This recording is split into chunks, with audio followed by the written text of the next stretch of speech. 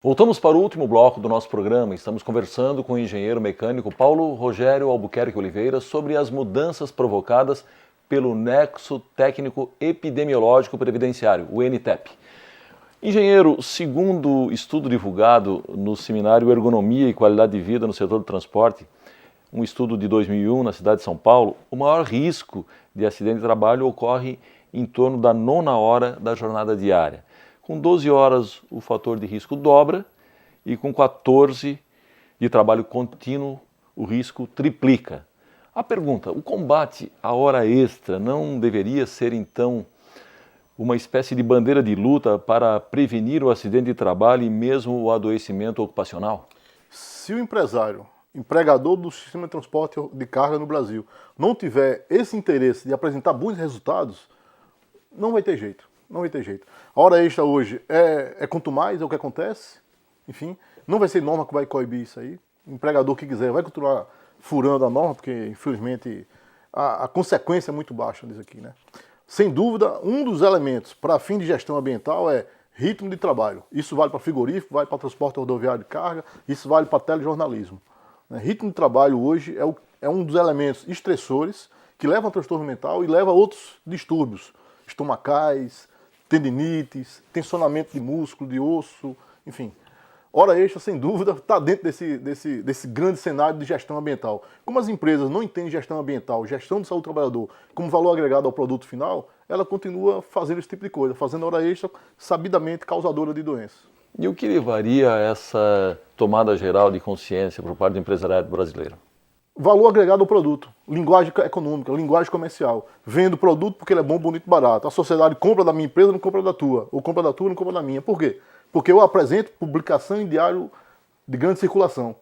Deu lucro, deu prejuízo. Não é assim que a gente faz todo ano? Todo ano a empresa não apresenta seus balanços financeiros, econômicos? Por que não publicar quanto foi produzido no ano passado?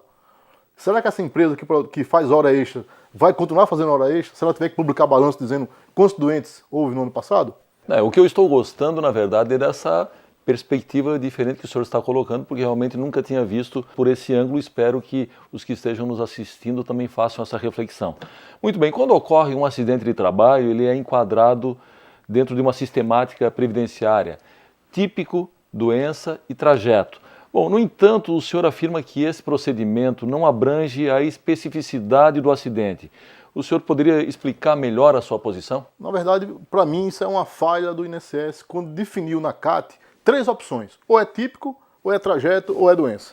E a lei previdenciária, do artigo 19 ao artigo 23 da lei, dispõe várias situações que vão muito além dessas 3 opções. Então, se tiver uma rixa pessoal, tiver uma agressão no ambiente de trabalho, é um acidente de trabalho? É. Qual o xizinho que eu coloco? É típico? Não. É trajeto? Não. É doença? Não. Mas está na lei que é acidente de trabalho, entende? Tiver uma inundação, uma enchente, tiver um terrorismo, um sequestro, enfim, são situações que estão na lei, que não estão na CAT, que é o documento que capta essa informação. A minha proposta objetiva é abrir os campos da CAT para todas as opções que estão na lei. Certo. Bom, em algumas atividades, como a dos metalúrgicos, por exemplo, o trabalhador dispõe dos EPIs, os equipamentos de proteção individual, contra o barulho, contra o calor excessivo, entre outros. Na sua avaliação, os EPIs protegem realmente o trabalhador ou existe o que muitos chamam de EPIzação? Isso é uma farsa, né? EPI é uma farsa. Quando você quer fazer proteção, você não coloca EPI em ninguém. Né? O ambiente que tem EPI é um ambiente que sabidamente não tem proteção. Por quê? Porque a fonte causadora do agente continua. Então, quando você entra no avião e alguém te dá um colete com um paraquedas, o que você acha desse avião? Inseguro? Não existe EPI em avião. Por quê? Porque é o óbvio. Lá em cima não tem EPI que dê jeito. Então alguém que está no 10º andar não vai ser capacete que vai dar jeito. Alguém que está numa obra que tem 10 andares, tem pedra caindo, não vai ser o capacete que vai dar jeito. Sabe por quê? Porque se cair no ombro, vai danificar do mesmo jeito, concorda? O que a gente tem que investir é gestão ambiental, a empresa tem que saber que aquela gestão tem que ser bem feita e que a fonte causadora dos danos seja controlada. Não dá para controlar o efeito, dá para controlar a causa. Então o EPI, eu digo que é uma farsa, por quê? Porque a gente faz um discurso enviesado, colocando para o trabalhador a obrigação de proteger aquilo que é a obrigação da empresa. A empresa sabe que as coisas vão cair. Por que não colocou uma bandeja lá em cima? Não, eu prefiro colocar o capacete aqui embaixo. Certo. Bom, o NTEP trouxe com ele uma nova metodologia que pretende incentivar as empresas que investem na saúde do trabalhador. O mapeamento feito possibilitou, inclusive, a formação de uma base consistente para o cálculo do fator acidentário de prevenção, o FAP. O senhor poderia explicar como isso funciona na prática? Então, essa dupla só existe aqui no Brasil, tá? Isso é mais uma das coisas de jabuticaba. No planeta todo não tem isso, Wanderlei. NTEP e FAP é uma criação genuinamente brasileira que faz com que o bom empregador pague menos tributo, a partir da identificação das doenças do trabalho pelo nexo epidemiológico. Então, de um lado, nós temos a evidência de que o ambiente não produziu doente, porque o NTEP não foi ativado. Essa empresa que não tem o NTEP não carregou na base de cálculo para fins de tributação aquela doença, porque não teve doença, não teve acidente. Não tendo acidente ou tendo acidente com menor duração, você vai pagar menos tributo.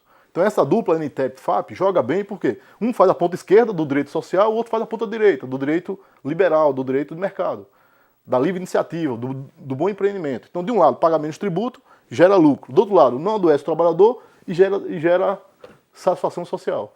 Engenheiro Paulo, a nossa conversa está bastante proveitosa, mas infelizmente nós estamos nos encaminhando para o final do nosso programa. Gostaria de deixar o senhor à vontade para fazer o seu arremate. Completamos hoje 2.717 falecidos no ano passado, Wanderlei. O TST publicou agora, está no site lá, piscando lá o nome das vítimas no ano passado. O Brasil convive hoje com 2.717 mortos por ano, 3 acidentados por minuto, 3 mortes a cada 2 horas.